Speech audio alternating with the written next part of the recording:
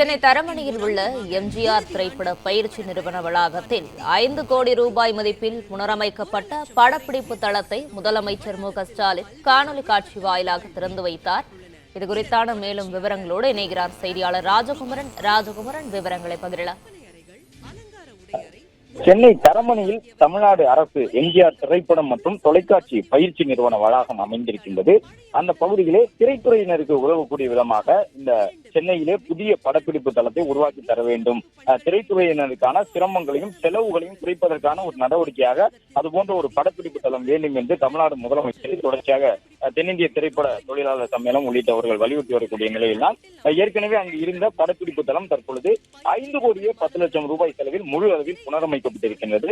அது மட்டுமல்லாமல் குளிர்சாதன வசதியுடன் சென்னை தரமணியில் இருக்கக்கூடிய எம்ஜிஆர் திரைப்படம் தொலைக்காட்சி பயிற்சி நிறுவன வளாகத்தில் இந்த புதிய படப்பிடிப்பு தளம் திறக்கப்பட்டிருக்கின்றது. குளிர்சாதன வசதியுடன் புனரமைக்கப்பட்டு புதிதாக திறக்கப்பட்டிருக்கக்கூடிய இந்த புதிய கட்டுமானத்தை தற்பொழுது தமிழ்நாடு முதலமைச்சர் காணொலி காட்சி வாயிலாக தலைமைச் செயலகத்தில் இருந்து திறந்து வைத்திருக்கின்றார்.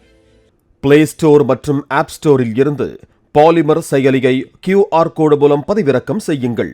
செய்திகளை உடனுக்குடன் பெறுங்கள்.